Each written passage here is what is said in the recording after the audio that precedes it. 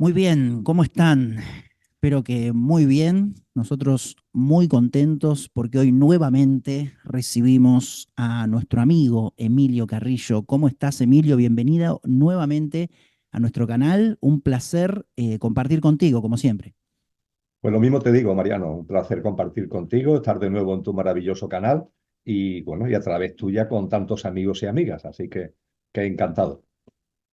Muchísimas gracias por regalarnos parte de tu tiempo. Tenemos muchas ganas de conversar. Es una entrevista muy esperada. La hemos anunciado mucho en nuestra comunidad. Sabes bien que tu visita a nuestra comunidad, que desde hace años, creo que desde el 2021 vienen siendo 2 visitas al año, por lo cual te agradecemos. Tenemos conocimiento que has podado, por así decirlo, los encuentros online, la agenda desde el 2022 y que estás concurriendo a mucho menos canales que antes. Y nos sentimos bendecidos porque hayas decidido mantenernos en tu agenda. Gracias por reconocer nuestro esfuerzo de difusión. Para la gente y para mí es muy esperada tu visita. Recordemos que somos el canal de YouTube con más vídeos de Emilio Carrillo actualmente, más allá de que está también su canal oficial y su blog, donde están todos los vídeos, todas las actividades que se llama El cielo en la tierra.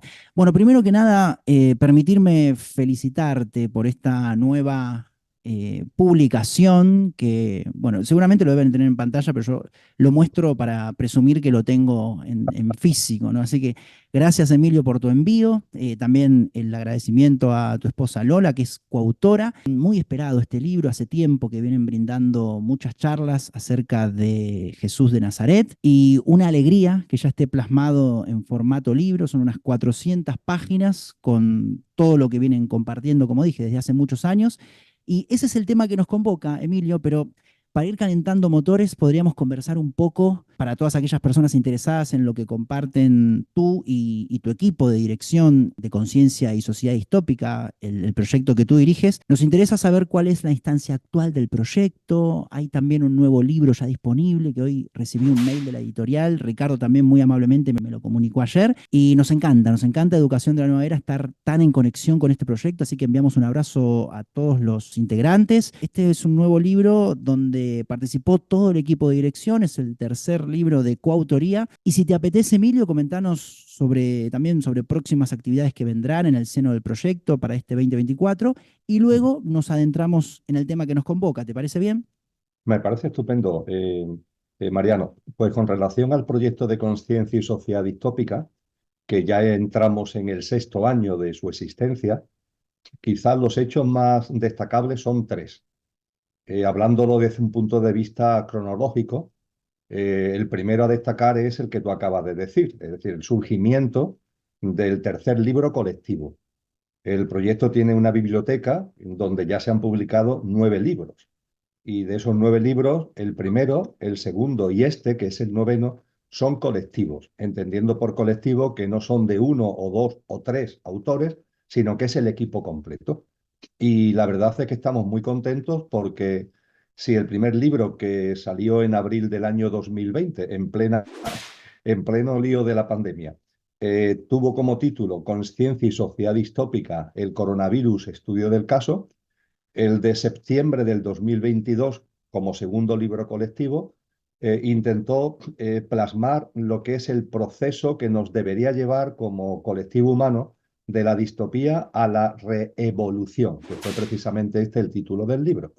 Y en nuestros análisis, en nuestras reflexiones acerca precisamente de la distopía y de la conciencia, desde hace aproximadamente un año comenzamos a analizar el hecho de lo que es el relativismo escéptico. Es decir, la enorme profusión de foros y de plataformas que hay en las redes sociales que se contradicen entre sí, poniendo de manifiesto que hay información, pero también hay desinformación, querida, buscada, y hay contrainformación, con lo que nos encontramos un cúmulo de, entre comillas, noticias y de referencias que llega a la gente, y son tantas y tan contradictorias, está pasando, por ejemplo, con el cambio climático, por poner un ejemplo, que ya la gente no sabe exactamente a qué atenerse. No se sabe qué es verdad, no se sabe qué es mentira, y entonces se cae en el relativismo. Bueno, pues vete a saber, ¿no? Y eso hace que la gente, en lugar de avanzar en conciencia, es como que se retire, ¿no? Ante tanto lío. Nosotros a partir de ahí intentamos poner en marcha una labor de creación de una obra para superar el relativismo escéptico y esta es la obra que acaba de salir, que tiene como título que la distopía es verdad, sin duda ninguna, que genera, que promueve mentiras, pero ojo, también oculta verdades. Y es sobre esas verdades sobre las que ponemos el acento en el libro, para ayudar de alguna forma a asentar en conciencia cosas que no deberían ser discutidas y que si se discuten es porque hay una desinformación y una contrainformación que contribuyen a ello. El libro está precisamente entre ayer y hoy. Bueno, en la plataforma tú tuviste ayer información privilegiada por parte de un miembro del equipo, de Ricardo Grispun, porque lo que es la editorial Adalid, que es la que lo edita, el libro se ha incorporado a la web de ediciones de Adalid Ediciones esta mañana, o sea que el tema no puede ser más reciente. Eso, evidentemente, estamos muy contentos, ha sido la plasmación de un trabajo largo que entendemos que vamos como completando fases y etapas en el material que queremos poner a disposición de la gente. Quizás el segundo elemento, como te decía cronológicamente, es el Congreso Internacional, donde tú, por cierto, vas a tener una participación destacada, que tenemos previsto que se desarrolle durante el mes de noviembre y será todo el mes de noviembre, porque será algo así como unas 15 intervenciones a modo de vídeos que se pondrán a disposición de todos los que se inscriban en el Congreso. Ya en su momento se lanzará públicamente, tu canal nos va a ayudar también en esa labor de difusión y eso se desarrollará durante todo el mes de noviembre. Y por fin también tenemos previsto lo que haremos después, es decir, cerrado la tercera obra colectiva con las reflexiones que he compartido y centrado ese Congreso Internacional, que sería como una especie de síntesis de todo el camino que hasta ahora hemos desarrollado, lo que tenemos después previsto es empezar a analizar, ya con el famoso 2030 cada vez más cercano, es lo que hemos dado en llamar la Agenda 2033. Es decir, si ellos, todos los que están ahí, ¿no?, intentando controlar, dominar, tienen su agenda, bueno, pues los que andamos por otro camino, que es el camino de la conciencia, más que pelearnos con ellos, más que luchar contra ellos, lo que tenemos que hacer es crear nuestro propio camino y eso es lo que intentaremos hacer a partir de finales de este año y ya con el arranque del 2025 a través de la Agenda 2033. Y todo esto, y termino Mariano, también contentos porque a finales del año pasado pusimos en marcha una comunidad en Telegram que está a disposición, es gratuita, a disposición de todas las personas que entrando en Telegram busquen distopía, con buscar distopía van al canal y se pueden inscribir en el canal que hemos puesto en marcha. Ya tenemos 2.220 seguidores en el canal a pesar de los pocos meses y ahí lo que hacemos es semanalmente 1 o 2 envíos de material de reflexión. No material cogido sino material que creamos nosotros mismos desde el equipo y que ponemos a disposición de la gente. Normalmente los jueves, siempre todos los jueves, y a lo mejor otro día de la semana. Hoy, por ejemplo, se ha publicado un texto, y yo creo que es muy potente y muy interesante, sobre la salud, ¿no? Se llama Hablemos de Salud, y creo que sitúa muy bien en conciencia la salud frente a tanta distopía y frente a tantas equivocaciones. Así que creo que rápidamente te he hecho una síntesis bastante completa de por dónde anda este proyecto al que yo sé que tú le tienes mucho cariño, efectivamente.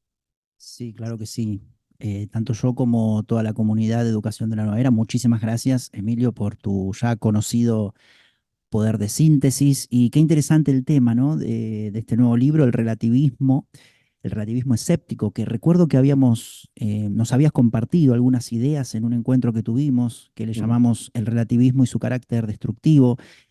También para quien quiera profundizar ese vídeo. También recuerdo que hace unos meses también estuvo Manuel López hablando de un libro también muy interesante sobre inteligencia artificial, que también lo vamos a dejar. Y bueno, y también decirte que para el canal es un honor colaborar en el congreso que has mencionado, en el Congreso Internacional. Celebramos la iniciativa de realizar ese congreso y también el nuevo libro de coautoría que podrán ver en pantalla recientemente editado. Así que un proyecto muy activo con muchas iniciativas abiertas, libros, comunidades, la comunidad de Telegram también. y también más información está en el sitio web que verán en pantalla para quienes quieran profundizar más. Bueno, Emilio, no es sencillo crear una obra sobre Jesús de Nazaret, ¿no? Ya que el bagaje es impresionante. El libro expone el núcleo central de la sabiduría que Jesús compartía con sus discípulos y también las enseñanzas públicas. No es fácil, como había mencionado, pero vosotros lo han logrado con una estructura interesante.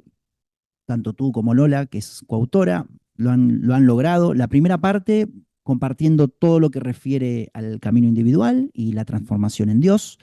Luego una segunda parte amplia también, con todo lo referente al significado de Cristo, la cristificación, que también hay mucha duda sobre eso. Emilio y Lola lo aclaran en este libro. Y también una tercera parte muy amplia, con todo lo referente al cambio de ciclo en la humanidad. Así que muchísimas felicidades para ti y para Lola. Y la primera pregunta que se me ocurre es, ¿en qué se ha basado la decisión de hacer un libro sobre Jesús? Emilio, si eres tan amable de comentarnos para ir ya metiéndonos en el tema. Pues muchísimas gracias por tus reflexiones acerca del texto, por tu esquema básico que has plasmado del mismo, efectivamente. Y ciertamente este libro tiene detrás un proceso que es prolongado, es un proceso de años. Dicho de una forma lo más resumida posible, yo sí tuve un acercamiento al cristianismo en general y a la figura de Cristo en particular en mi infancia y en mi adolescencia. De hecho, yo tuve una enseñanza religiosa y la figura de Jesús para mí, hasta los 16, 17 años, fue una figura muy importante en mi vida. Posteriormente, mi vida se encaminó por otro derrotero. De hecho, me alejé por completo de lo que tiene que ver con la espiritualidad y con la conciencia, y ese camino de espiritualidad y de conciencia no apareció hasta 25 años después, allá por el año 2000. Y a partir de ahí empecé una labor de reflexión, de ahondamiento en tradiciones, en escuelas, etcétera, etcétera. En el caso de Lola, ella esa primera fase de acercamiento a Jesús nunca la tuvo, ni desde el punto de vista de formación. Ella estudió en un colegio público, su formación fue absolutamente laica, su familia tampoco tenía ningún tipo de referencia religiosa, entre comillas, y ella lo que sí ha tenido siempre es un acercamiento a la espiritualidad. Cuando nuestros caminos confluyen vitalmente, y bueno, que somos matrimonio hace ya muchos años, cuando confluyen en nuestras trayectorias vitales, nosotros estábamos muy centrados en las tradiciones espirituales orientales. Ciertamente, Cristo y el cristianismo estaban ya ahí, pero nuestro centramiento es en esas tradiciones. De hecho, por ejemplo, en el año 2018 publicamos conjuntamente un libro sobre el yoga, lo que realmente es y cómo practicarlo. Entonces, todo lo que tiene que ver con hinduismo, con budismo, con la ciencia del yoga. Desde luego, también muy importante siempre para nosotros las reflexiones de la Grecia clásica, los grandes filósofos griegos, los principios herméticos, todo lo que son los postulados herméticos. Bien, es un camino que recorrimos, ese camino nos acercó a la teosofía, gracias a la teosofía, también después la antroposofía, tuvimos un acercamiento a temas de cosmogénesis, del origen de la existencia misma, del universo, de la propia existencia humana, antropogénesis, cómo las humanidades se van sucediendo y hay ciclos humanos que se van sucediendo los unos a los otros, que cuando hablamos de Atlántida y Lemuria no estamos hablando de quimeras, son realidades en el proceso evolutivo humano. En fin, todo un bagaje de estudio, de reflexión, a la que es cierto que dedicamos nuestra vida al 100%, intentando además ser coherentes en nuestra práctica diaria con ese camino espiritual. Y la figura de Jesús, la figura de Cristo, fue haciéndose cada vez más presente.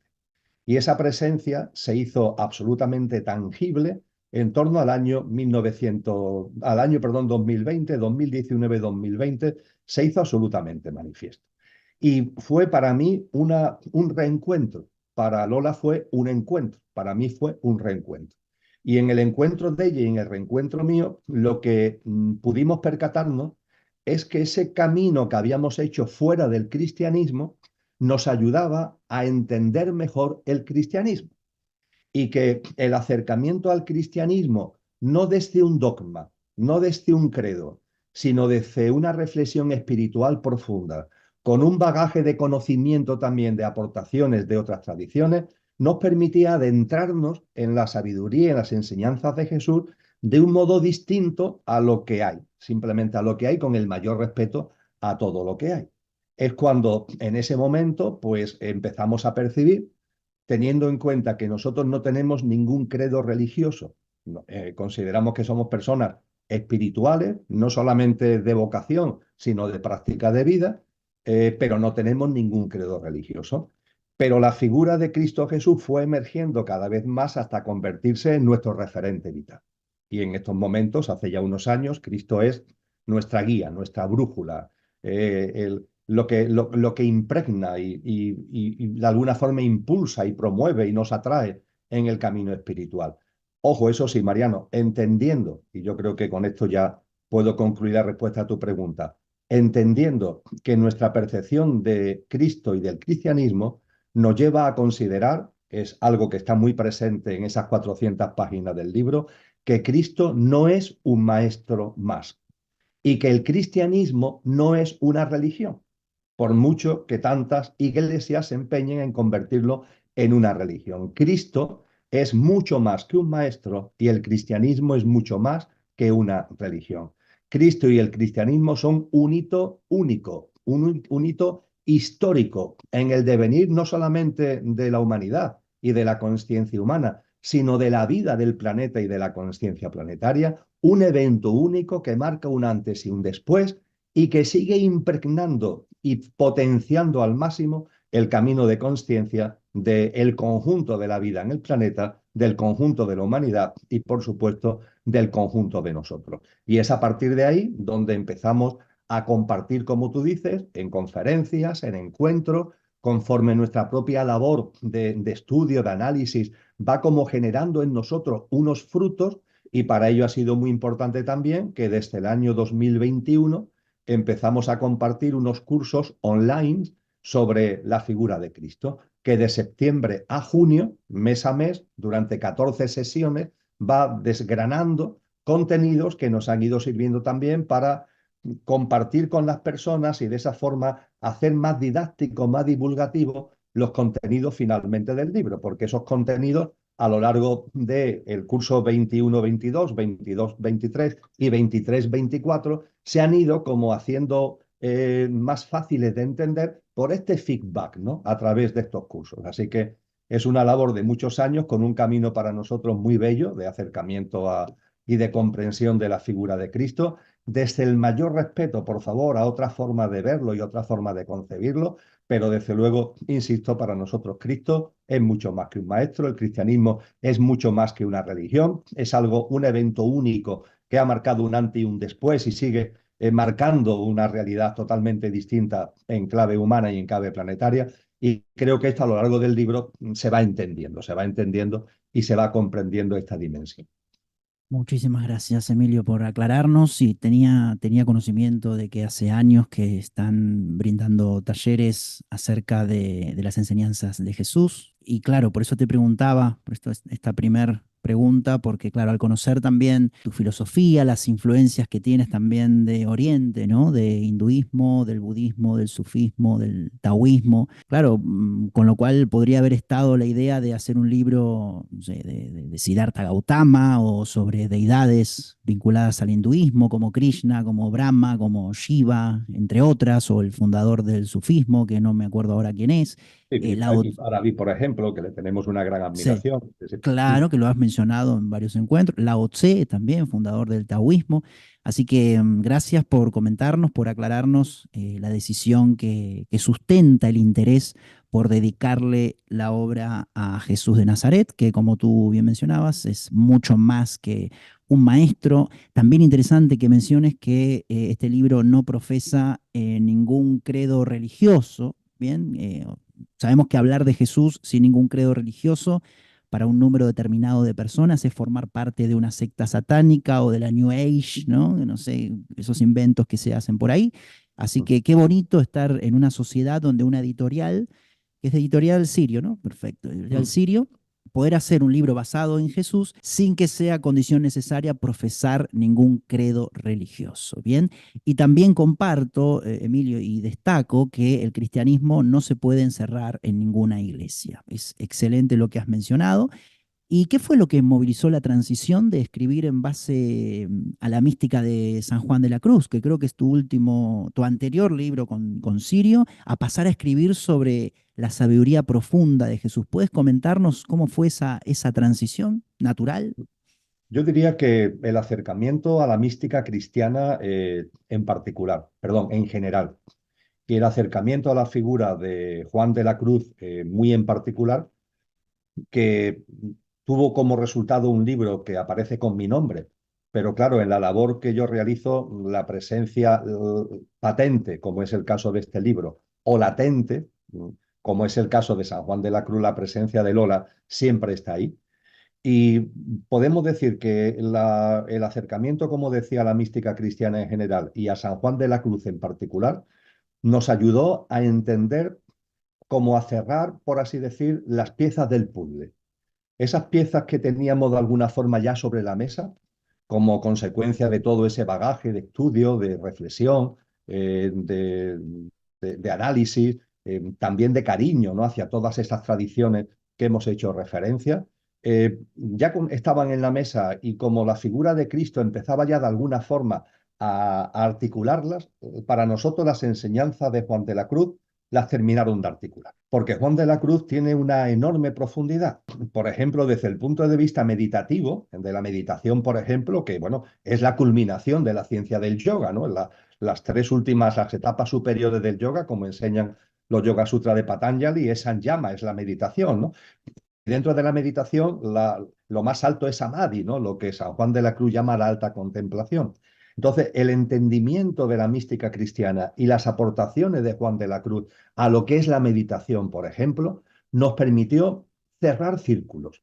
Y pudimos comprender cómo aquellas personas que de verdad, no de boquilla, sino de verdad, se han empapado en Cristo, es como si surgiera un espíritu de la verdad de ellos, que hacen no solamente que vean cosas que los demás no vemos, sino que adquieren como una capacidad de explicar esas cosas y de ponerlo a nuestro alcance. Y esto en San Juan de la Cruz se ve maravillosamente. En el caso de la meditación, por ejemplo, nosotros que hemos estudiado la meditación oriental y la hemos practicado y la practicamos, nadie en la historia de la humanidad ha explicado lo que es la meditación y lo que se experimenta en esos estados de alta contemplación como San Juan de la Cruz. No ha habido ningún yogi, no ha habido ningún gurú, no ha habido ningún Mahatma que lo haya experimentado y explicado, ¿no?, de la forma que él lo explica.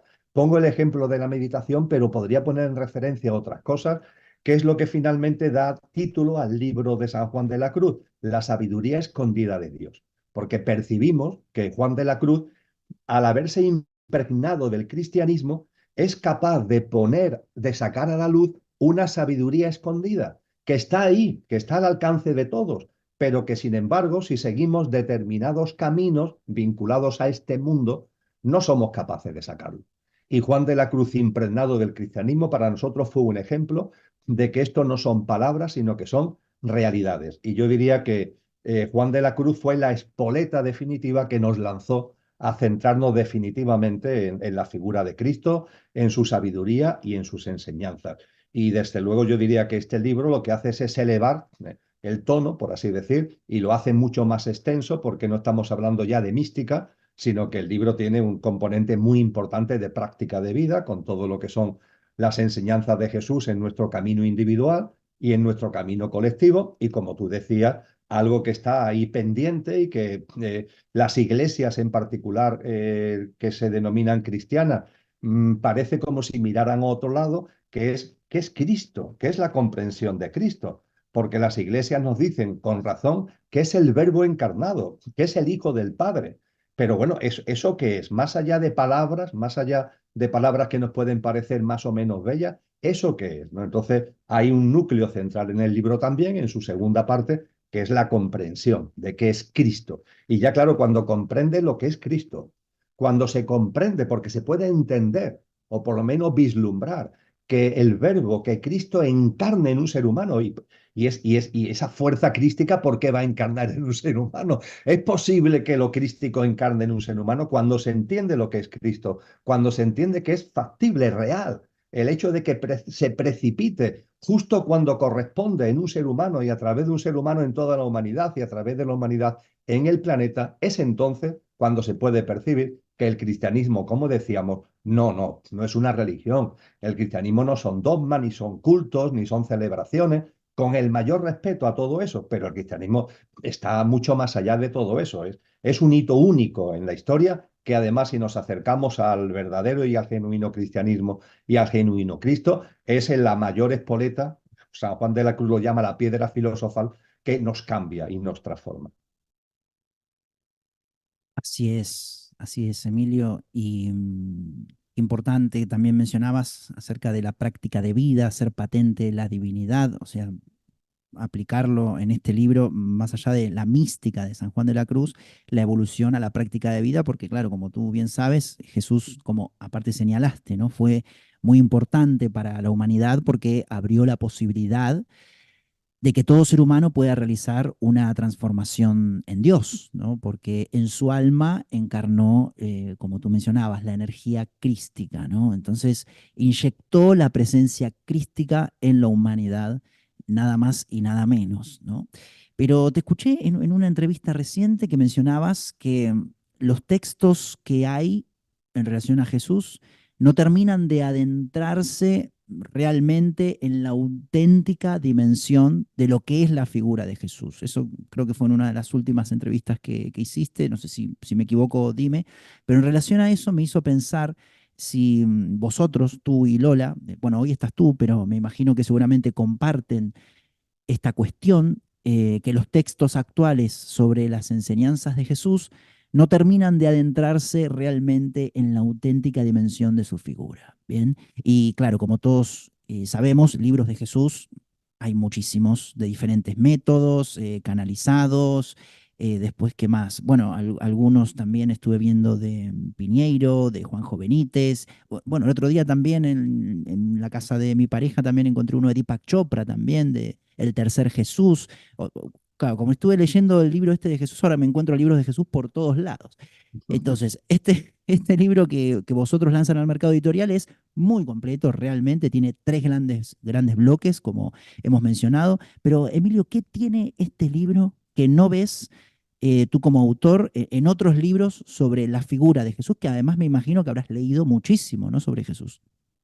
Sí, te aseguro que hemos estudiado muchísimo. Vamos, aquí en mi lado izquierdo, no te exagero, tenemos más de 100 obras acerca de Jesús, que te aseguro que además todas con el mayor cariño y respeto las hemos leído. Y, mm, y además yéndonos a autores que tú has citado ni más ni menos que a Chopra, pero Yogananda, por ejemplo, tiene una obra vastísima, ¿no? sobre Jesús de Nazaret. Todos esos, desde luego, han sido fuentes, eh, y a todas nos acercamos con el mayor cariño y seguro que todas, seguro que de una forma u otra nos han ayudado. Pero a la hora de marcar diferencia, por decirlo de algún modo, lo cual no significa que pongamos en solfa lo otro, pero sí es una distinción clara. Nosotros hemos intentado por todos los medios, Mariano, por extraño que pueda parecer, no salirnos de los textos oficiales. Fíjate qué cosa más curiosa. Y creo que no saliéndonos de los textos oficiales se puede sacar un jugo a la figura y a las enseñanzas de Jesús que ponen de manifiesto todo lo que ya hemos compartido acerca de que es más que un maestro. Es decir, todo lo que hemos dicho, no hace falta irse a otros textos.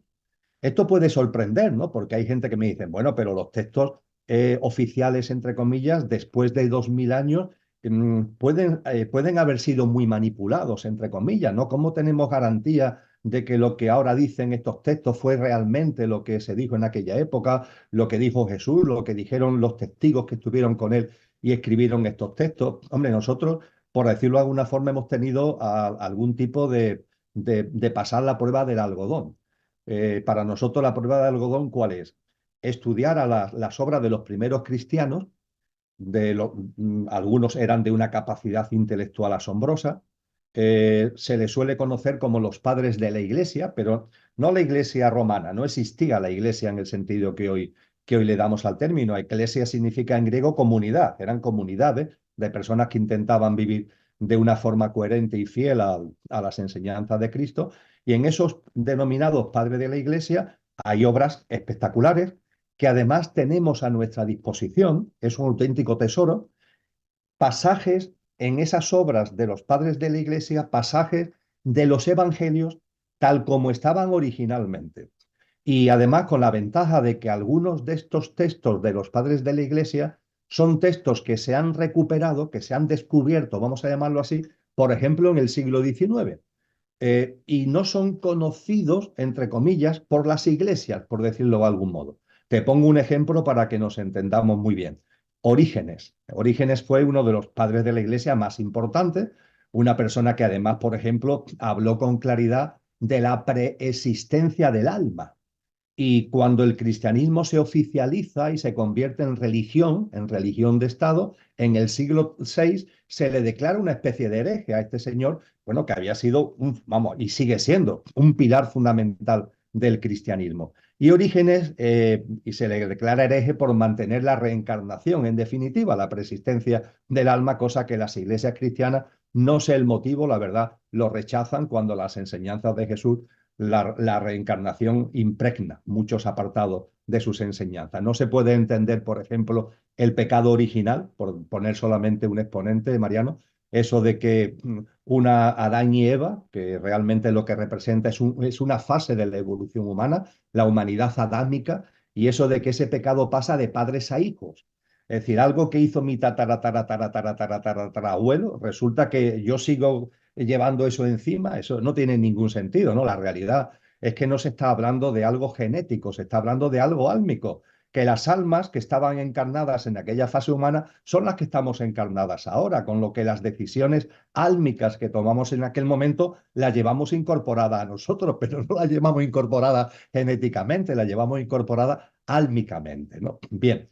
Me he ido a esto como otro de los temas, por ejemplo, de los muchos que se tocan en el libro, que nos sacan de los credos tradicionales religiosos con relación al cristianismo. En la obra de Orígenes, que se llama Los Principios, Principia de Orígenes, fíjate que, por ejemplo, esta obra tenemos la suerte enorme de tenerla en castellano, tenerla a la vez en latín y tenerla en griego clásico tal como fue escrito.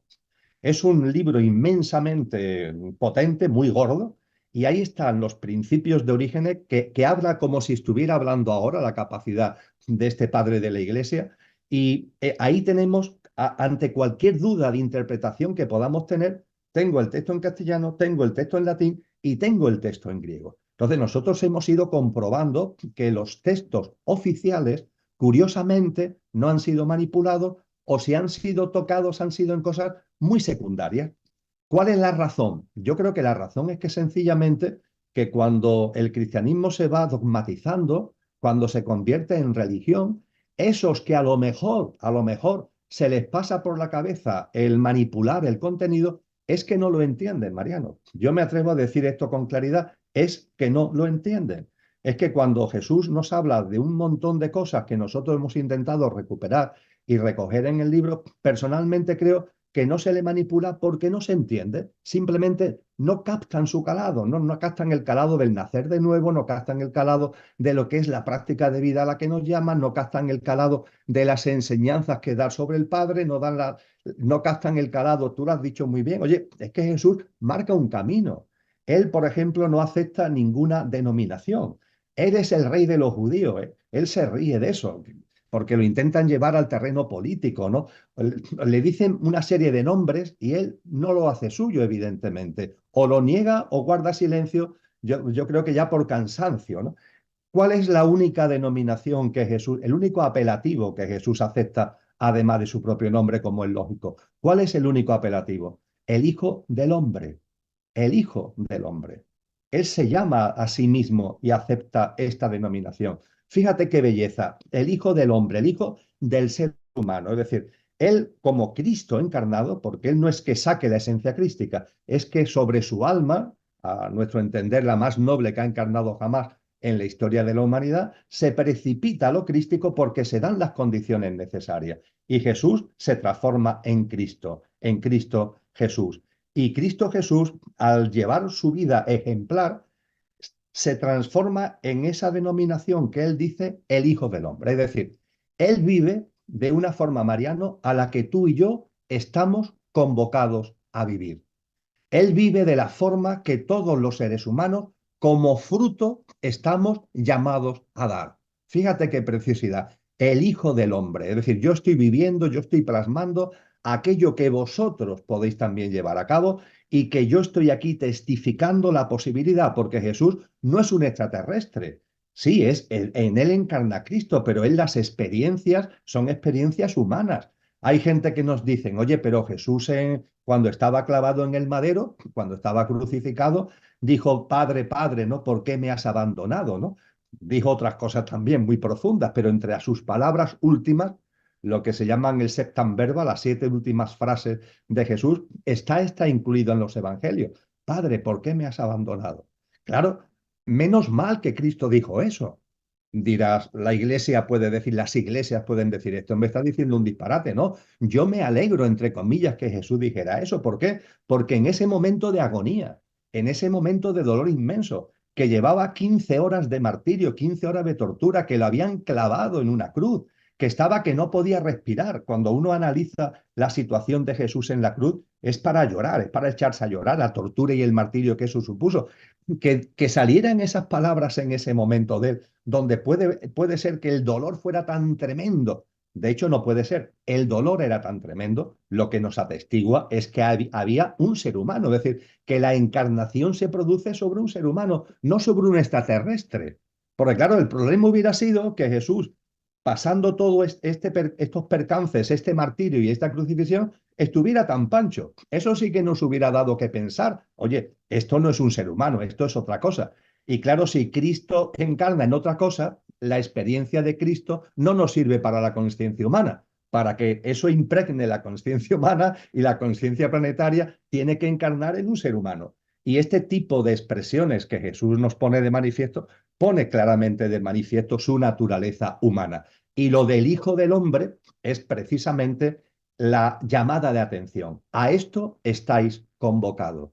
Decía San Juan de la Cruz en una de sus cartas, fechada en 1860 y tanto, 70, decía, el más perfecto grado de perfección a que en esta vida se puede llegar, que es la transformación en Dios. Pues bien, Cristo Jesús nos enseña claramente un camino, una práctica de vida individual y colectiva, esto es muy importante, no solamente individual, sino colectiva, que nos llama, nos alienta, nos fomenta y nos promueve a dar el fruto tan maravilloso y tan precioso que él de alguna forma sintetiza en este apelativo del Hijo del Hombre.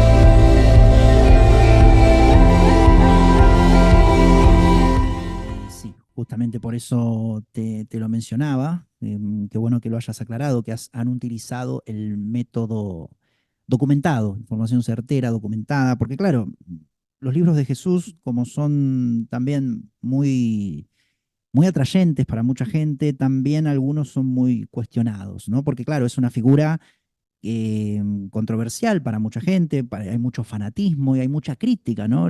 Sabemos que la crítica a las canalizaciones es que no tienen rigor empírico, como tú mencionabas, la crítica a los textos oficiales es la manipulación o la tergiversación, pero bueno, claro, aclaraste que han hecho tanto tú como Lola la prueba del algodón, como tú mencionas, En la lectura de más de 100 libros y el texto que tú mencionaste, ¿cuál era? Orígenes. Orígenes era el El texto. autor es Orígenes, los principios de Orígenes, efectivamente. Sí, sí. Principios de origen. Claro, lo mencionamos para que también la comunidad pueda profundizar, si lo quiere. Sí, es un libro de No sé si mucho peso estará en, disponible, no sé si estará. en todo el sentido, en el pleno sentido de la palabra. Es un señor libro para estudiarlo, sí, de por vida. Sí, sí, sí. Lo que Amplio, sí es amplio. cierto, Mariano, si permíteme que te interrumpa, es que nosotros no hemos utilizado canalizaciones, ¿eh? Los evangelios apócrifos los hemos estudiado a conciencia. Nos hemos dado cuenta de que no hay nada en los evangelios oficiales, cuando profundizamos en ellos, no hay nada que no esté en los evangelios apócrifos. Es decir, que los evangelios apócrifos no es que digan algo distinto de los oficiales, dicen lo mismo, a veces con expresiones distintas, pero dicen aproximadamente lo mismo. No hay, en lo fundamental, no hay diferencias. Y con relación a las canalizaciones y demás, bueno, nuestro mayor respeto, pero no es nuestra forma de acercarnos a la realidad de Jesús. Hay un ejemplo que también citamos en el texto, que son los años perdidos. Los años perdidos de Jesús se debe al hecho de que hay datos en los textos, vamos a llamarle, vamos a seguir llamándolos oficiales, los evangelios canónicos y los evangelios apócrifos, hay datos de Jesús hasta los 12 años. A partir de ahí no hay nada hasta que es bautizado en el río Jordán a los 29. Son 17 años donde no hay la más mínima referencia. Por mucho que hemos buscado, por mucho que hemos estudiado, por mucho que nos hemos ido a los primeros cristianos, a los padres de la iglesia, no hay ninguna referencia. Pues bien, a partir de ahí, si no hay ninguna referencia, no hay ninguna mención. Hay personas que dicen, no, pero yo he tenido la canalización de que en esos 17 años Jesús fue a la India o fue a determinados puntos, yo qué sé, hay gente que lo sitúa en el Reino Unido y que tuvo no sé qué colaboraciones con no sé quién. Bien, nuestro mayor respeto. Pero nosotros, lo fundamental de esos años perdidos no es entrar en especulación, sino el comprender lo siguiente. Jesús, como decía antes, es el alma más noble que jamás había encarnado en la historia de la humanidad. Las almas que van encarnando antes, que son inmensas, van como preparándole el camino. Siddhartha Gautama Buda es fundamental en esa preparación del camino. En esas tradiciones orientales que hemos compartido, ahí hay grandes figuras que son fundamentales para generar el caldo de cultivo que permite que lo crístico, cuando corresponde, se precipite sobre la humanidad y sobre la madre tierra a través de un ser humano. Todo eso va preparando el terreno y el alma más noble que ha encarnado jamás en la historia de la humanidad es Jesús de Nazaret. Y eso sí, siendo el alma más noble, su potencial, por tanto, era inmenso, pero creo que todos somos conscientes que cuando aquí encarnamos, puede ser que nuestro potencial álmico lo plasmemos realmente o no, porque por mucho potencial que tengamos, cuando llegamos a este mundo, cuando llegamos a esta dimensión, pueden pasar cosas que de alguna forma, vamos a decirlo así, nos pueden despistar, nos pueden distraer de nuestro camino. Lo importante de los años perdidos de Jesús, ¿qué es? El que durante esos años estuviera donde estuviera, andara con quien andara, sí le sirven para plasmar todo su potencial álmico. Porque cuando vuelva a aparecer en escena es precisamente el momento que se simboliza en el bautizo en el río Jordán, donde lo crístico se precipita sobre él. Esa voz, ¿no? De este es mi hijo muy amado en el que tengo contento, es lo que simboliza la plasmación de lo crístico en Jesús. Así que personalmente, a Lola y a mí, bueno, pues si anduvo por aquí o anduvo por allá, no hay nada de la época, no hay ningún texto que lo documente. Canalizaciones, nuestro mayor respeto, pero no en nuestra dinámica de trabajo. Y lo más importante, a ver si por los años perdidos, metiéndonos en ese terreno, vamos a perder lo realmente importante. Y lo realmente importante es que hiciera lo que hiciera, plasmó todo el potencial hasta el punto de que estuvo en condiciones, también se había preparado ante el terreno, como he dicho, estuvo en condiciones de recibir lo crístico de la forma que lo recibió, dando lugar a todo lo que ha sido su figura, sus enseñanzas y su sabiduría.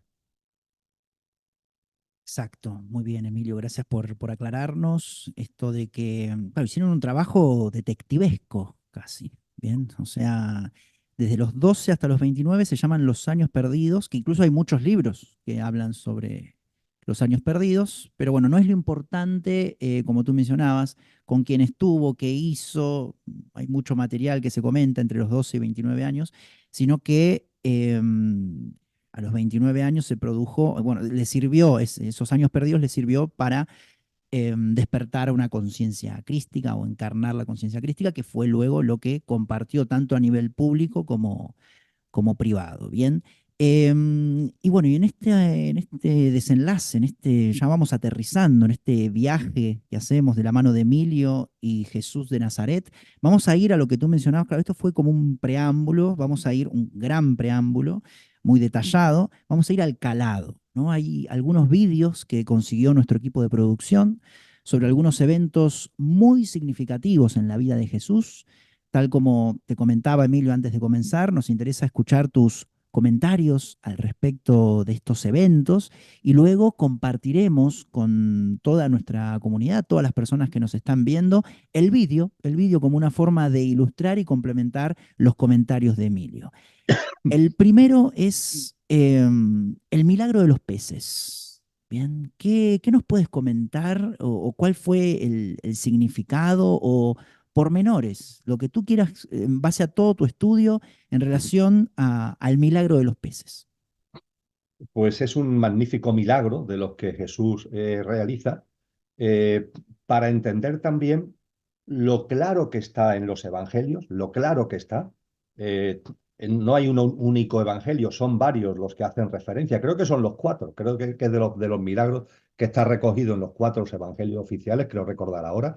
Eh, ¿Y qué interpretación se le da? Cuando se saca de contexto y sin embargo cuando nos vamos a la fuente original, lo fácil que es, por lo menos entendemos de verdad personalmente que es muy sencillo encontrar el verdadero significado.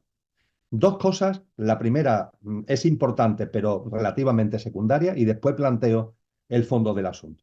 La que es importante pero desde el punto de vista del trasfondo secundario.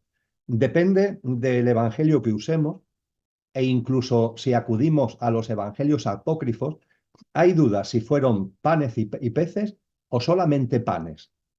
Esto es importante porque nosotros en el libro ponemos de manifiesto, hay datos que lo atestiguan, de que Jesús era absolutamente vegetariano.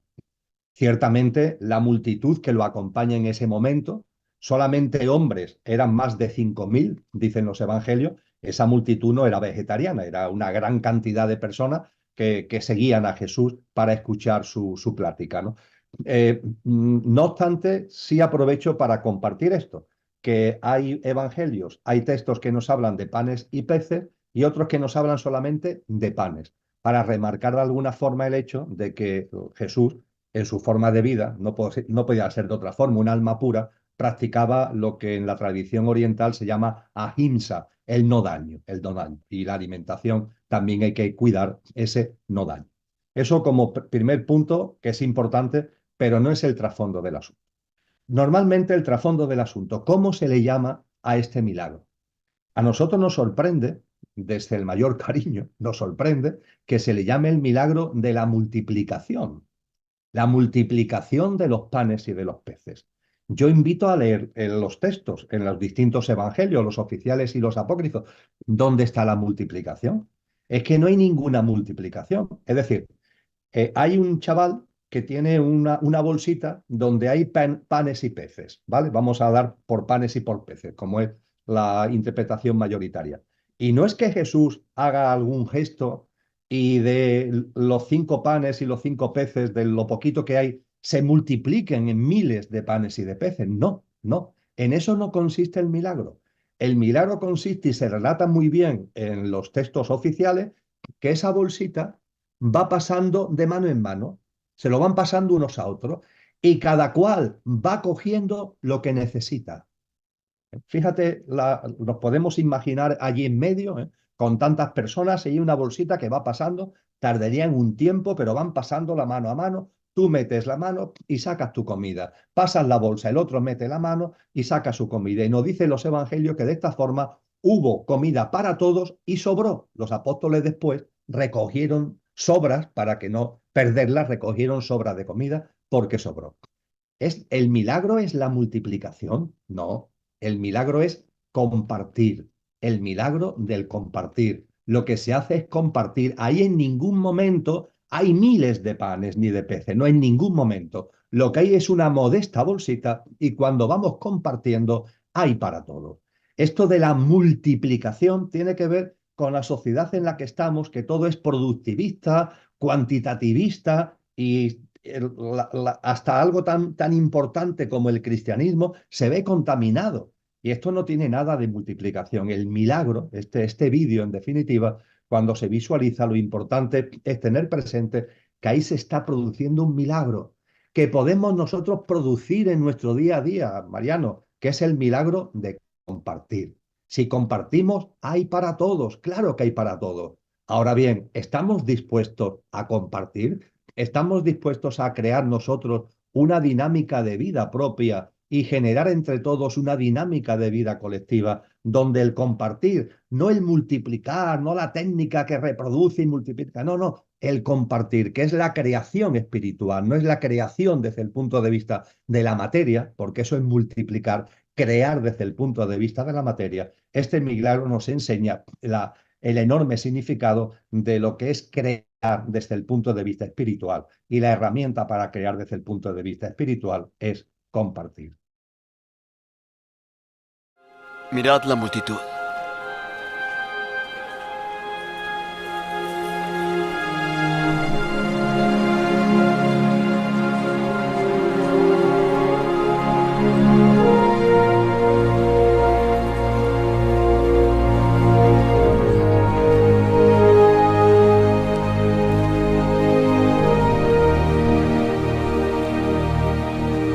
El lugar es desierto y la hora ya muy entrada.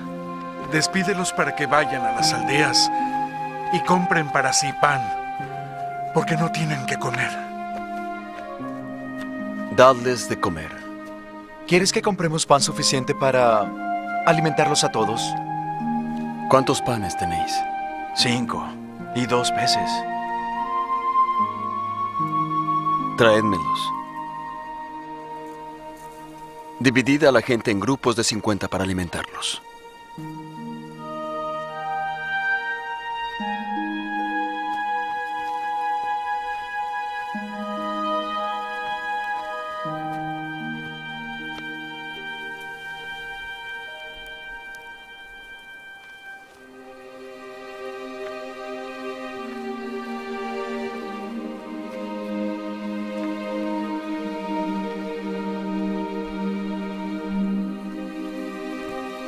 Oh Padre, Señor del cielo y la tierra,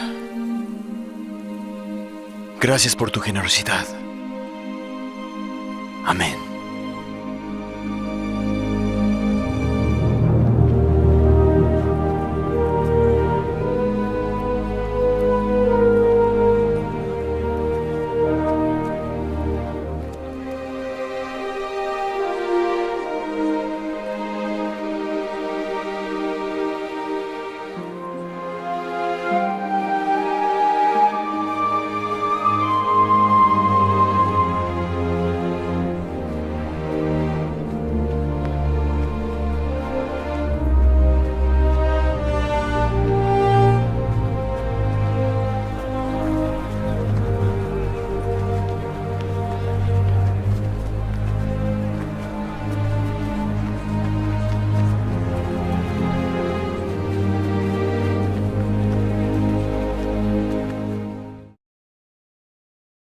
Tú lo has dicho, un milagro que lo podemos hacer, muy simple, y que tiene que ver, claro, con el dar, ¿no? Con el amor.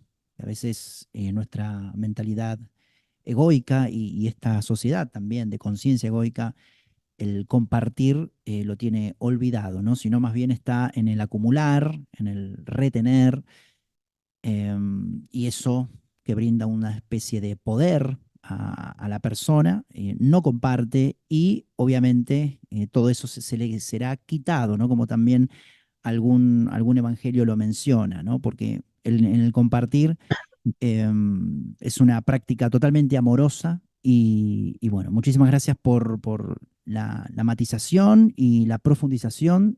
Y pasamos a otro vídeo que vamos a ver, que es también muy, muy importante en la vida de Jesús. También está citado aquí en el libro La sabiduría y el significado profundo de las enseñanzas de Jesús de Nazaret, de Emilio Carrillo y Lola Rumi, que estamos hoy, Emilio, lo estamos presentando. Estuvo en muy pocos canales, creo que en el canal de Sirio, y ahora está con nosotros.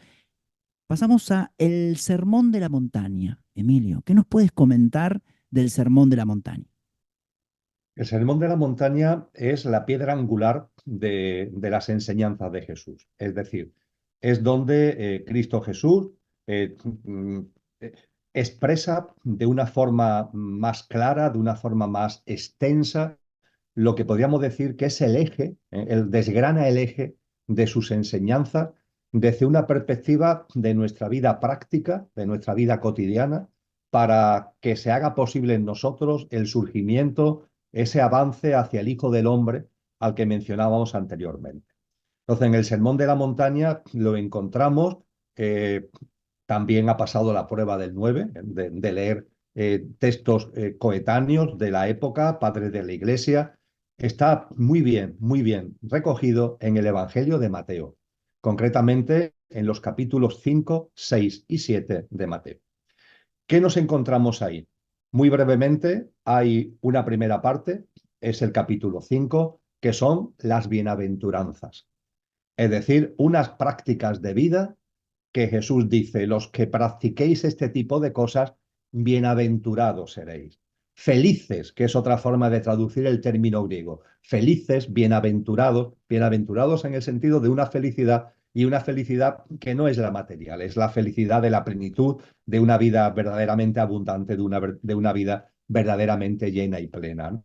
Entonces ahí se nos desgrana, ahí se nos van diciendo una serie de cosas. Se nos habla de la pureza de corazón, pero también se nos habla de cosas tan tangibles como actuar por la paz, actuar por la justicia. Se nos habla de la manera de relacionarnos con los otros. Hay una llamada importantísima que tengamos, dicho en nuestro argot actual, que vayamos por la vida siempre con la vibración muy alta, que no permitamos que cuando se acercan a nosotros personas que por su estado de conciencia se pueden considerar nuestros adversarios. Nosotros no consideramos adversarios a nadie, pero si alguien se puede considerar nuestro adversario y se acercan a nosotros y yo qué sé, nos calumnian o de alguna forma nos quieren maltratar, ¿no? Que nosotros no bajemos nunca la vibración, que nos mantengamos en la presencia de lo que realmente somos, ¿no? Entonces, en las bienaventuranzas se van desgranando una serie de prácticas muy concretas que tienen que ver precisamente con esa forma de vivir la vida que nos da plenitud.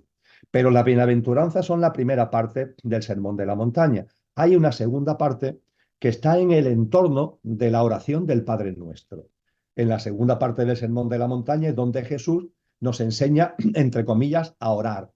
Y nos dice que la oración es muy simple, que no nos metamos en grandes palabrerías, que no es necesario.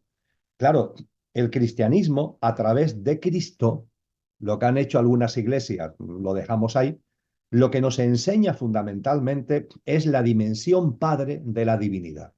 Es decir, la divinidad está en nosotros.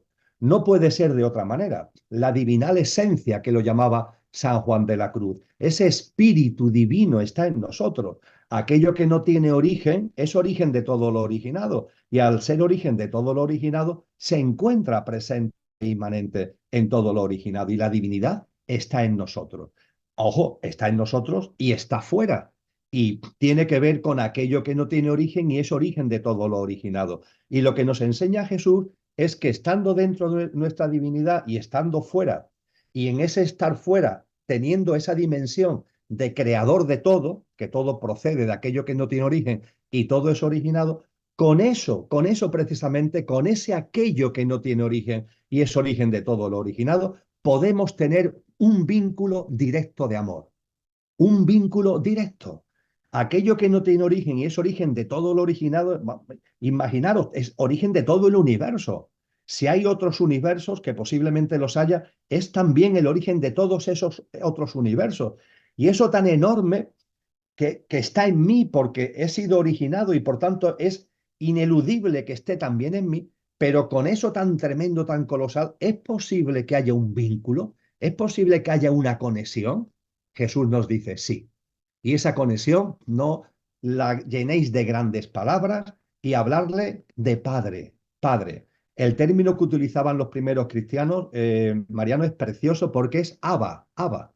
Y Abba significa papaíto, es decir, padrecito, es decir, el padre, pero de una forma muy cariñosa. Y es que ese vínculo es posible. Ese vínculo está a nuestro alcance, no es una quimera.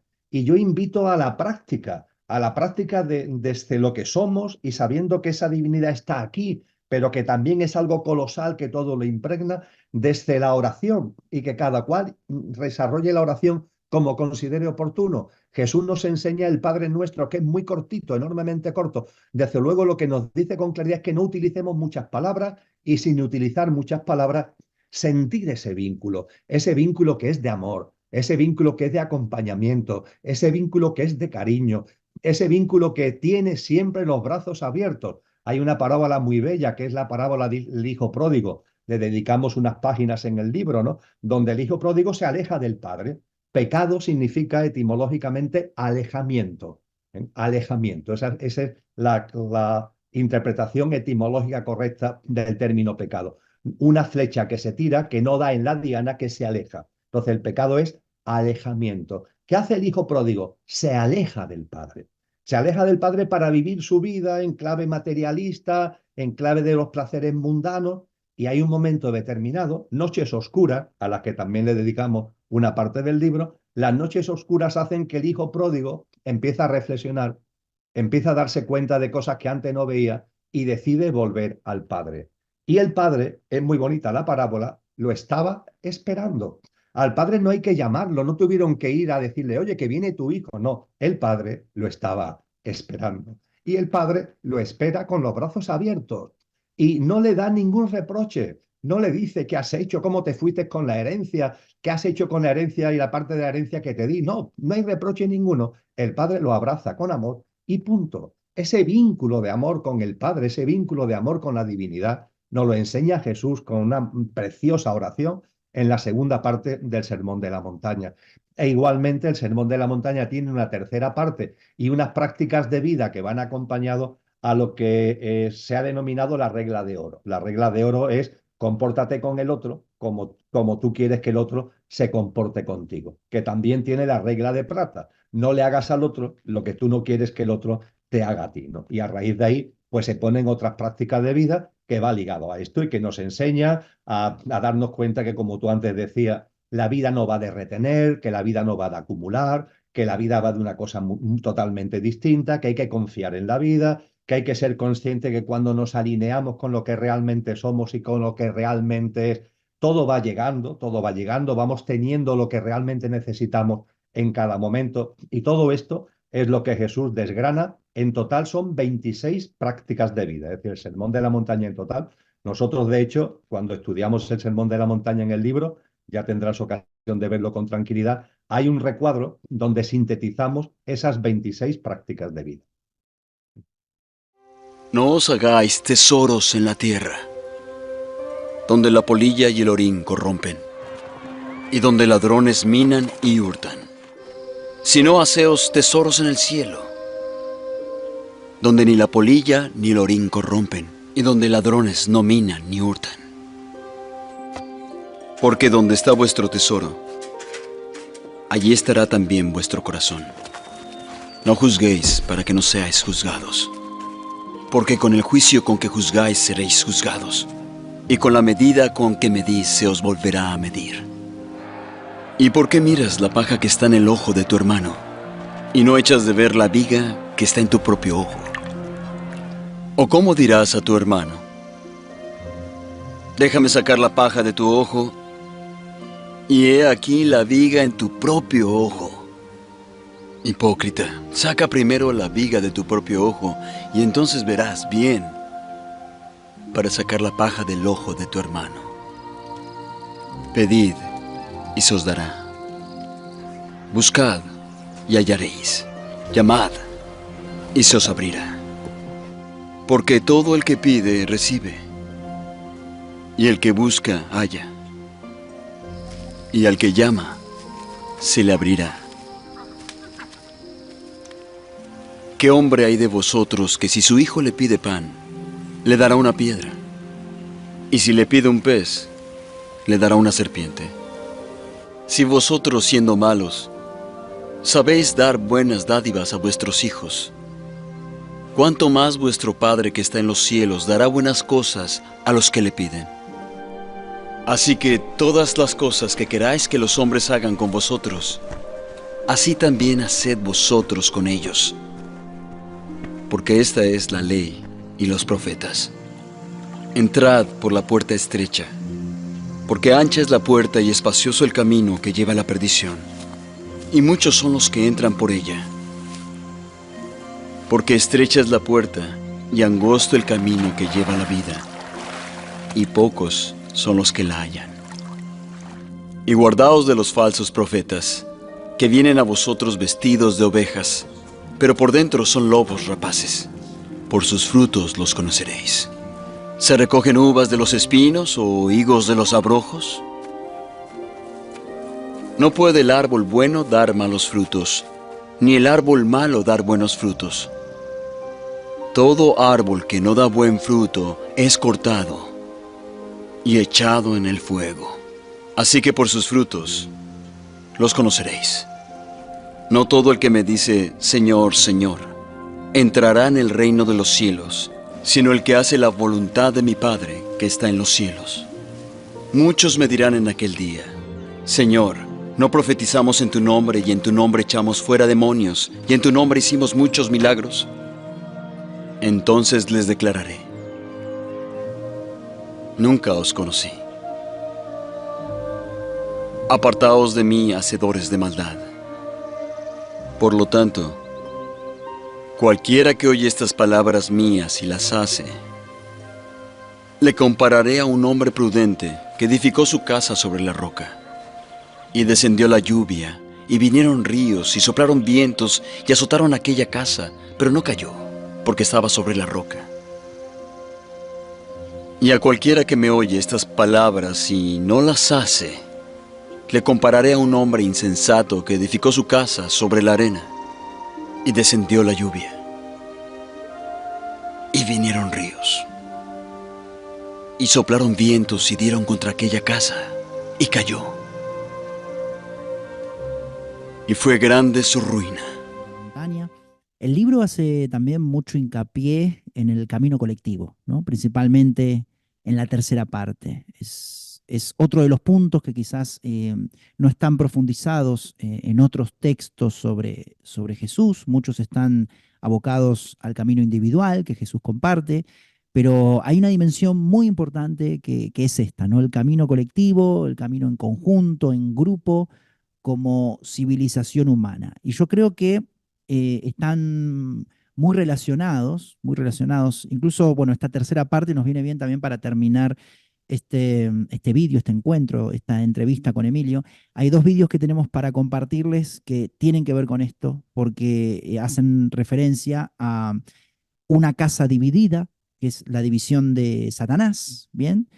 Y la parábola de las 10 vírgenes, ¿no? Que es, yo creo que es muy importante destacar, ¿no? Las enseñanzas de Jesús en el momento actual de la humanidad. Este libro también viene en este momento, que todos los tiempos son importantes, pero estos tiempos están siendo, sí, de distopía, ¿no? Como tú bien lo sabes, como menciona el proyecto Conciencia y Sociedad Distópica. Emilio, ¿qué nos puedes resumir de estas enseñanzas de una casa dividida y la parábola de las 10 vírgenes en el contexto de este cambio de nuevo ciclo, ¿no? Es un tema francamente fundamental. Jesús de Nazaret, Sermón de la Montaña, al que hemos hecho referencia, nos enseña una práctica individual, un camino individual. Él lo resume en la expresión nacer de nuevo. Él nos viene a decir, ojo, estás muerto, estás muerto. Estás vivo físicamente, pero espiritualmente estás muerto. Tienes que morir a la muerte y nacer de nuevo. Ese precioso diálogo con Nicodemo de hay que nacer de nuevo del agua y del espíritu. Nos anima a nacer de nuevo a través de una práctica de vida individual.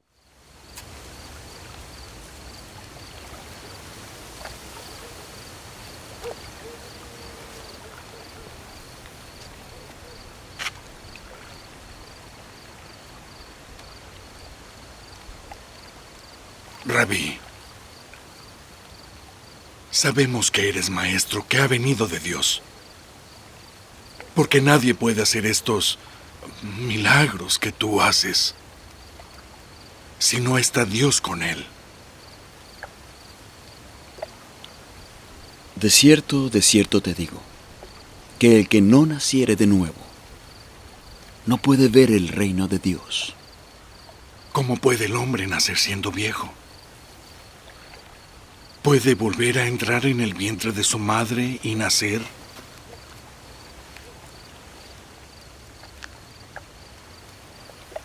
En verdad te digo que el que no naciere de agua y del Espíritu, no puede entrar en el reino de Dios. Lo que es nacido de la carne, carne es. Y lo que es nacido del Espíritu, Espíritu es. No te maravilles de que te dije, os es necesario nacer de nuevo. Pero ojo, también nos habla de una práctica de vida colectiva. Y esto lo podríamos resumir de la siguiente forma, Mariano. El nacer de nuevo tiene como dos dimensiones. Tiene la dimensión personal. Nacer de nuevo yo, nacer de nuevo tú. Morir a una forma de vida que es simplemente de identificación con el pequeño yo, nuestro yo físico, emocional, mental y la personalidad a ello asociada, es decir, lo efímero, lo perecedero, eso que va a morir cuando llegue lo que llamamos el fallecimiento físico, no te identifiques con eso. Nacer de nuevo significa no identificarte con eso, tomar conciencia de la dimensión espiritual que hay en ti y que se haga presente en tu vida cada vez más. Ese nacer de nuevo es una desidentificación de tu pequeño yo. En mi caso, una desidentificación de Emilio. Emilio para mí es importante. Es el coche que uso para experienciar la vivencia humana. Pero yo soy más que Emilio. Y cuando Emilio concluya, lo que yo soy sigue existiendo, sigue viviendo. Plasmar eso que va a seguir viviendo y existiendo cuando se produzca el fallecimiento físico. Plasmarlo en el aquí y ahora de mi vida como Emilio es nacer de nuevo. Y en eso andamos, en eso estoy, en eso estamos Lola y estamos yo, estoy yo, y en eso sé que hay muchas personas, tú también estás en ese mismo camino, todas las personas que aspiramos a vivir de una manera más coherente con nuestra dimensión imperecedera. Pero ojo, nacer de nuevo no solamente conlleva desidentificarte de tu pequeño yo. Y eso ahora vamos a lo colectivo. Significa desidentificarte de este mundo, de este mundo. Este mundo, Jesús insiste una y otra vez, no es nuestro. Este mundo está realizado sobre unos cimientos, sobre unos pilares, donde Él no tiene pelos en la lengua para decir literalmente que está gobernado por Satanás.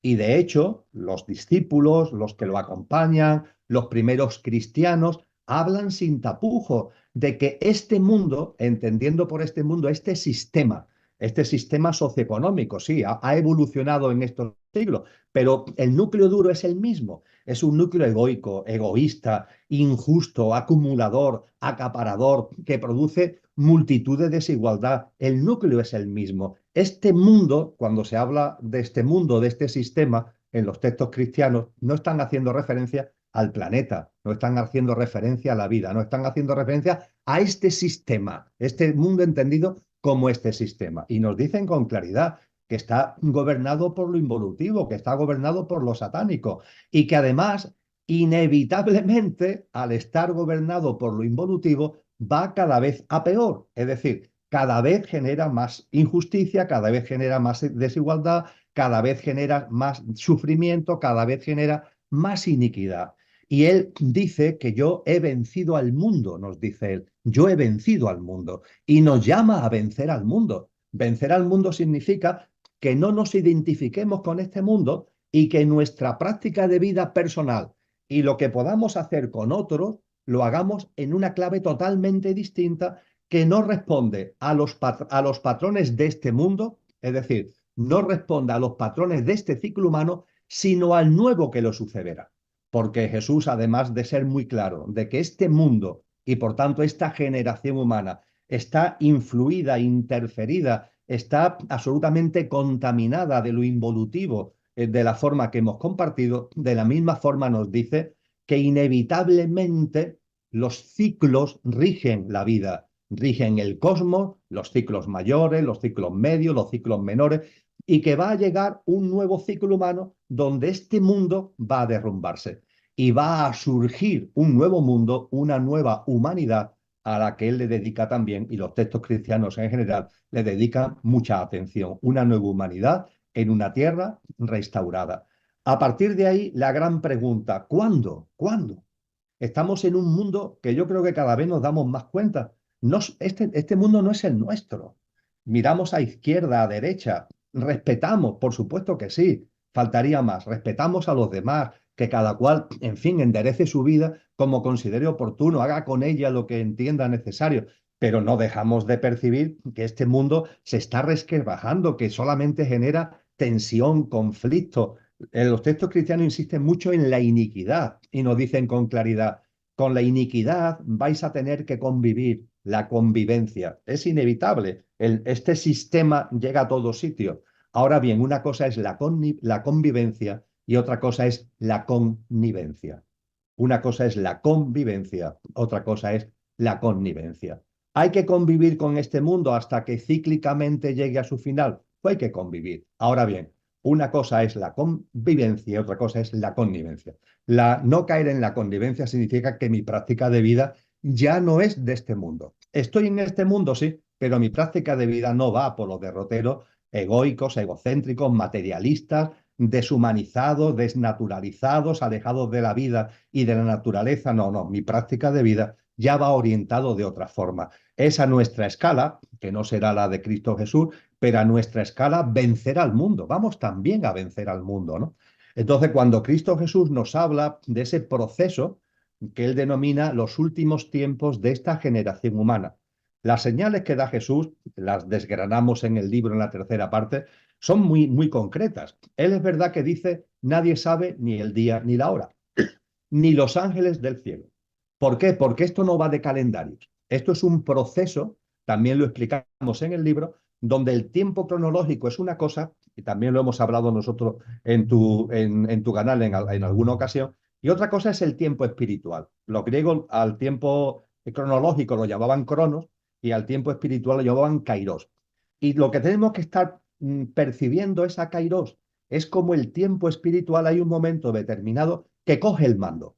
Entonces todo se precipita, todo se acelera, todo se remueve y se asemeja bastante a lo que estamos viviendo ahora. Entre las señales que Él nos da, porque ya que no sabemos ni el día ni la hora, Él nos dice, estar atentos a las señales. Nadie sabe ni el día ni la hora, pero os voy a dar una serie de señales para que estéis atentos y podáis percibir cuando está llegando ese momento. Una de esas señales es la división de Satanás. ¿Qué es esto de la división de Satanás? Bueno, acabamos de compartir que Jesús es categórico. Satanás es el caput mundi, es el jefe de este mundo, el gobernante de este mundo. Él cuando resucita y está 40 días con sus discípulos, ya cuando se va a despedir, lo dice con toda claridad, me voy, volveré, pero me voy. Y mientras que yo me voy y vuelva, este mundo está gobernado por Satanás, que seáis conscientes al respecto. Y es más, sus discípulos y los que siguieron a sus discípulos, las cartas de Pablo son muy claras al respecto, nos dicen, vuestros adversarios no son seres humanos, no miréis a los seres humanos como adversarios. Los adversarios son figuras espirituales que se han puesto a contramano de la vida y que están ahí interfiriendo, que están ahí haciendo injerencia. La responsabilidad final es de cada uno, porque cada uno finalmente tiene libre albedrío, seguir ese camino o no seguirlo, pero ellos están ahí intentando interferir, extraviar, no sería la palabra correcta, extraviarnos álmicamente. Entonces nos dice que Satanás tiene como dos grandes instrumentos de acción. Lo caliente, que es lo luciférico, y lo frío, que es lo arimánico. La división de Satanás significa que históricamente han ido como en un paquete y con un protagonismo de lo luciférico, es decir, ha sido lo caliente, las emociones exaltadas, lo mentalmente exaltado, perturbaciones, turbulencias mentales, emocionales, violencias, tensiones múltiples. pero nos dice que en el tramo final, quien tomará el protagonismo, de ahí lo de la división, ya no será Lucifer, que se resistirá además a esto, pero quien tomará el protagonismo bajo el mando de Satanás será lo arimánico. ¿Y lo arimánico qué es? Lo frío, el enfriamiento. Y claro, hace 2000 años explicar qué es el enfriamiento era muy complicado, porque además todo era muy luciférico, entre comillas, pero ahora podemos entender perfectamente lo que es lo arimánico y ver cómo precisamente en esta sociedad, aunque lo luciférico todavía tiene presencia, pero como lo arimánico está ganando terreno a una gran velocidad, porque lo arimánico es todo lo que tiene que ver con lo artificial, con lo virtual, con el alejamiento, el distanciamiento entre nosotros y de la naturaleza, meternos como en burbujas que nos lleven a vivir de una forma encerrada, como aislada del resto del mundo. Y en esto, las tecnologías, que por sí son maravillosas, fíjate que estamos tú y yo utilizándolas, las tecnologías utilizadas arimánicamente sirven precisamente con este objetivo involutivo. El que nos vayamos como recluyendo, ¿no? Recluyendo en tu casa, recluyendo en tu pequeño recinto, creándote avatares. El mundo, tú estás identificado con este mundo solamente te produce insatisfacción, entonces buscas en las tecnologías, buscas en lo virtual, buscas en lo artificial, una manera de autoengañarte y de alguna forma aguantar y convertir la vida en una mera supervivencia utilizando las tecnologías, es lo que estamos viendo en estos momentos. Y Jesús nos advierte, es una de las señales muy curiosas de las que nos va dando Jesús, que son muy precisas.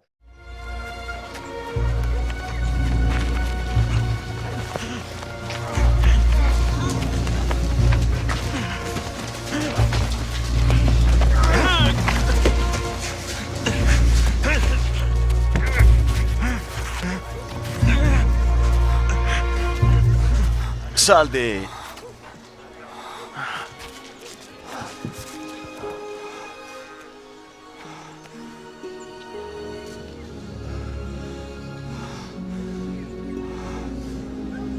Señor, echa fuera a los demonios por Belcebú, príncipe de los demonios.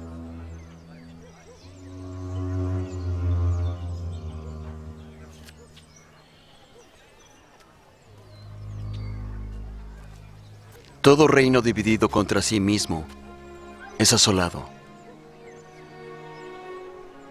Y una casa dividida contra sí cae. Y si también Satanás está dividido contra sí mismo, ¿cómo permanecerá su reino? Porque decís que por Belcebú yo echo fuera demonios. Pues si yo los echo fuera por Belcebú, vuestros hijos, ¿por quién los echan fuera? Por tanto, ellos serán sus jueces. Pero si yo, por el dedo de Dios, echo fuera demonios, sin duda, el reino de Dios ha llegado a vosotros.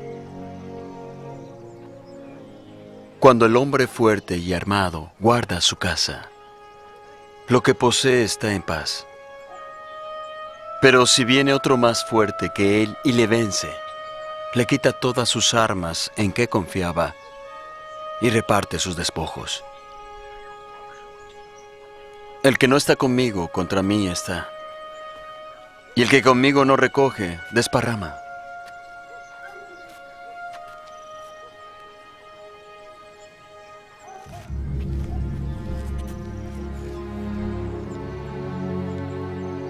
Cuando el espíritu inmundo sale del hombre, anda por lugares secos, buscando reposo.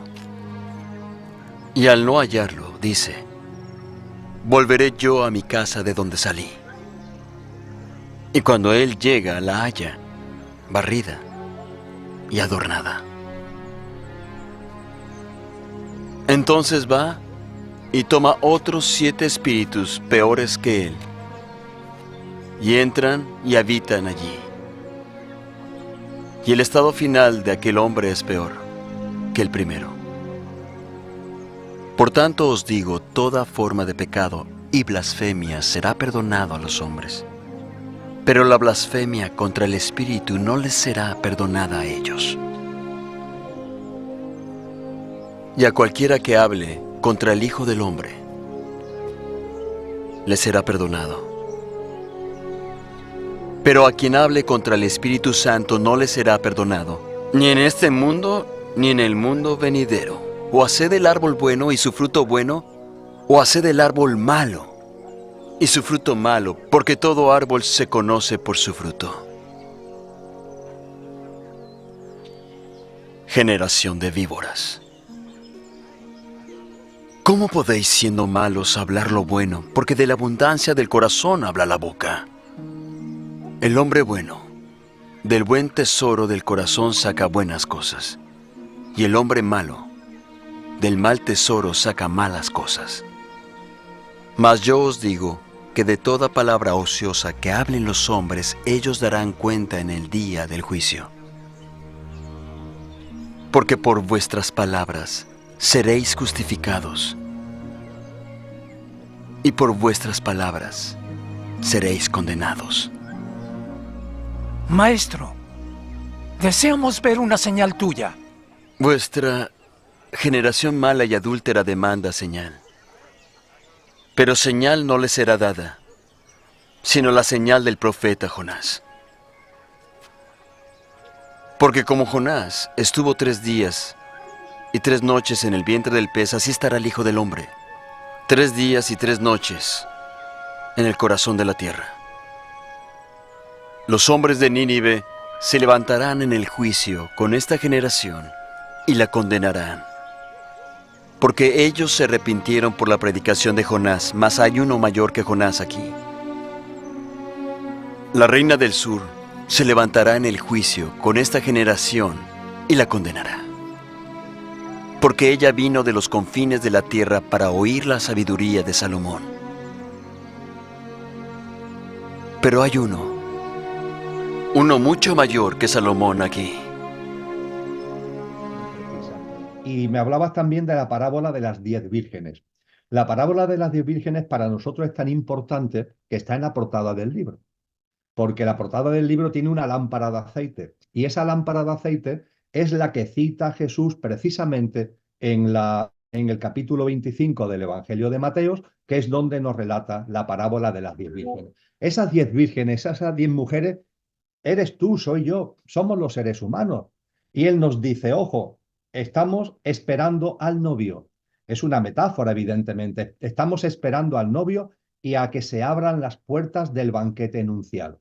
¿Esto qué significa? Que estamos a la espera del final de este ciclo y el inicio de un nuevo ciclo donde haya una frecuencia vibracional distinta. La madre tierra es una tierra restaurada con una mayor frecuencia vibracional y solo podrán estar en esa nueva tierra, en la nueva humanidad, las almas que tengan una cierta gradación vibracional, que es lo que Jesús llama aceite en la lámpara.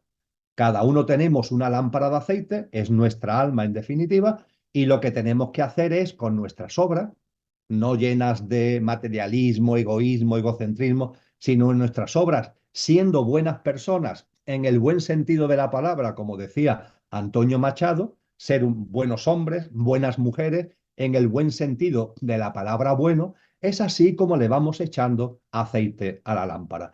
Y cuando se abran las puertas del banquete, será muy sencillo, podrán entrar aquellos no que tengan llena la lámpara, no se nos pide que llenemos la lámpara de aceite. A las 10 mujeres de la parábola no se le pide que tengan llena la lámpara de aceite. Hombre, pero que sí tengan un mínimo de aceite en la lámpara.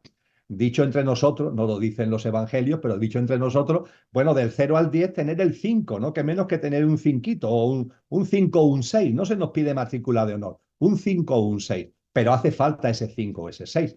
Y de las 10 mujeres, hay 5 mujeres que están echándole aceite a la lámpara. Y les dicen a las otras, oye, que no le estáis echando aceite a la lámpara, que el novio no sabemos cuándo va a llegar, pero va a llegar, que las puertas del banquete nupcial, el nuevo ciclo, se van a abrir en algún momento. Estar preparadas, echarle aceite a la lámpara. Pero hay 5 que son imprudentes, que están despistadas. Uy, el banquete nupcial, vete a saber eso, hasta... Anda, dejadnos tranquilas, En el colmo de la osadía, en la parábola, Mariano, las 5 que no están echando aceite en la lámpara, a las 5 que sí lo están echando y que son buenas personas, le dicen, además vosotras, como sois tan buenas, nos daréis de vuestro aceite. Cuando llegue ese momento, nos daréis de vuestro aceite. Ante esto, las 5 prudentes que están echando aceite a la lámpara no responden. ¿Qué más quisiéramos, verdad? ¿Qué más quisiéramos que aportar aceite? Pero la conciencia no admite transfusiones. La sangre sí, pero la conciencia no se puede transferir, no se pueden hacer transfusiones de conciencia. Y finalmente en la parábola llega el novio, claro, y al llegar el novio, pues las 5 que tienen el nivel vibratorio, que tienen el nivel de aceite, pueden entrar en el nuevo ciclo y las otras 5 pues no entran en el nuevo ciclo. Es lo que en terminología cristiana se llama el corte o cortamiento. Y esta parábola lo refleja de una forma profunda, corta, porque es breve, pero qué sustanciosa es la parábola, Mariano.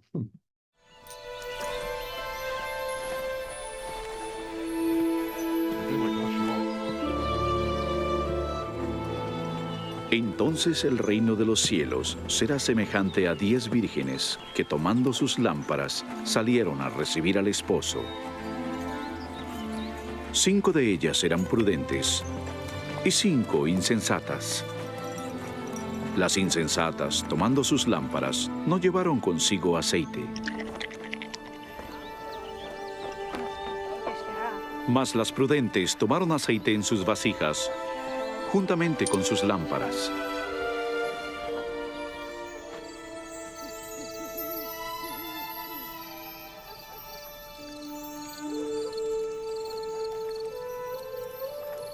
Y tardándose el esposo, cabecearon todas y se durmieron. Y a la medianoche se oyó un clamor. ¡Aquí viene! ¡Aquí viene el esposo!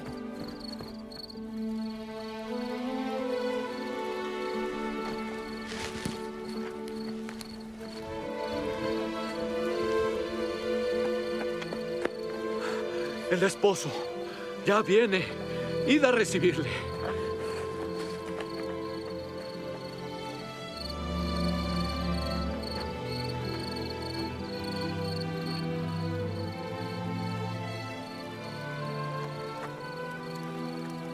El esposo ya llega. Juntemos todo y vayamos.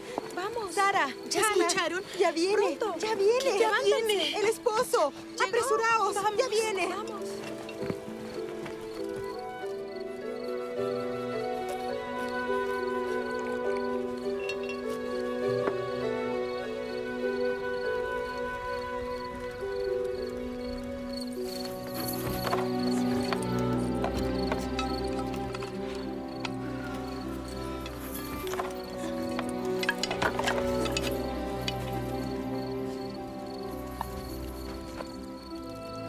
Por favor, dadnos de vuestro aceite. Ya no nos queda nada. No podemos, pues no tendremos suficiente. Ve a quienes venden y cómprale a ellos.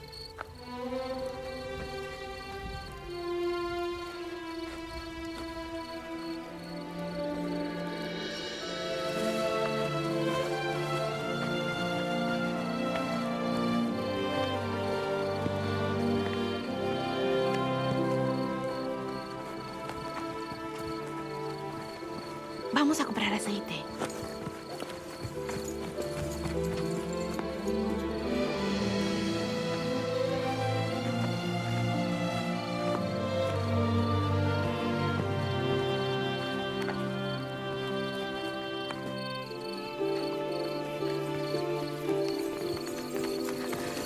Buscad por todas partes. Si encontráis algo, decidme.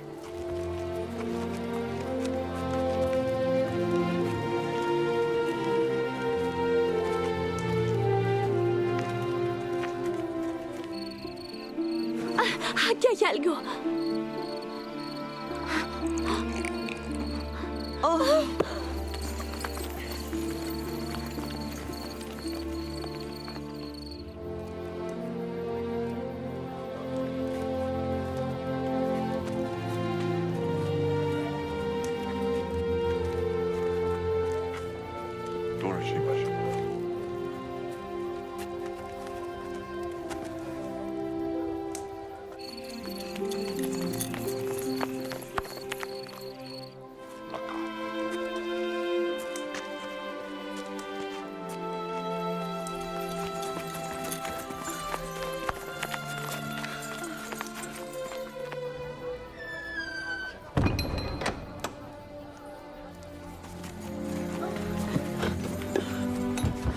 Señor, señor, ábrenos. Abran, señor.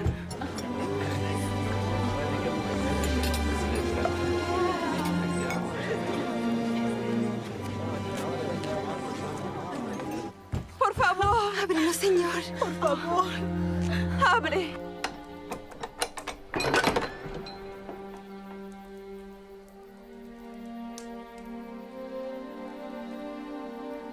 De cierto os digo que no os conozco.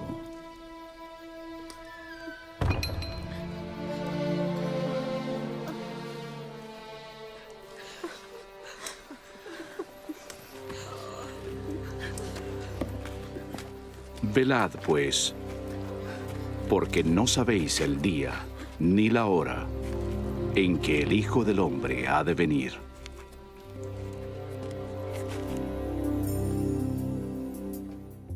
También, y qué bonita aproximación tan rica y tan nutritiva a la sabiduría y el significado profundo de las enseñanzas de Jesús de Nazaret, el último libro de Emilio Carrillo y Lola Rumi, más allá de que el último oficial es este último del proyecto Conciencia y Sociedad Distópica. Emilio, vamos como para terminar, ¿cómo viene la agenda de tus actividades? Vemos que, por ejemplo, el 18 de abril, estoy en tu web, 18 de abril de 2024, tienes un encuentro mensual online. ¿Hay algo antes? Desde el punto de vista de encuentro online, tú sabes que mantengo mucho los encuentros mensuales, el curso de Jesús, que también compartimos online. Y desde el punto de vista presencial, que yo sé que en estos momentos se reclama, yo también me reclamo a mí mismo esas actividades presenciales, ya tenemos la Hospedería del Silencio, tanto el último fin de semana de abril como el último fin de semana de mayo. El de abril está dedicado precisamente a las enseñanzas de Jesús, el de mayo a las humanidades, a Atlántida, Lemuria, etcétera, etcétera. Ahí sí que están las entradas cubiertas hace mucho tiempo, Mariano. La hospedería tiene mucha demanda, también es verdad que, claro, es todo un fin de semana, el número de plazas es limitado, no ocurre como con Valencia, y hace tiempo que están cubiertos. Y después, y concluyo, como los actos presenciales más cercanos, el 8 de junio, estaré en Madrid, compartiendo también un taller, una conferencia en la sala Ecosofía de Ecocentro, el 8 de junio a las 18 horas. Esto es lo más inmediato. Muy bien, muy bien. Y sabemos, bueno, le decimos a toda la gente que para estar al tanto de las actividades pueden seguir el blog de Emilio, El Cielo en la Tierra, ese es el blog oficial. Porque claro, en nuestra comunidad, ya que tenemos muchos y muchos vídeos, llegan muchos mensajes de cómo contactar o cuál es el sitio web de Emilio. Y sí, sabemos que les decimos a todos que hay un canal oficial de YouTube, que lo vamos a mencionar, bueno, que es la Academia de la Conciencia, y también está el blog oficial, El Cielo en la Tierra. Sí, para la agenda lo mejor es El Cielo en la Tierra, ¿eh? Debajo del nombre hay una pestañita que pone Agenda de Emilio 2023-2024. Se pincha ahí y ahí está todo. Fabuloso. Gracias, Emilio, y que siga y que no se acabe la inspiración, la creatividad, tanto tuya como de Lola y de todo el equipo de Conciencia y Sociedad Distópica. Te agradecemos muchísimo por haber estado con nosotros. Pues muchísimas gracias a ti, Mariano, y a seguir compartiendo y a seguir poniendo semilla. Tú lo haces magníficamente y nosotros también lo intentamos. Muchas gracias. Adiós, muchas gracias.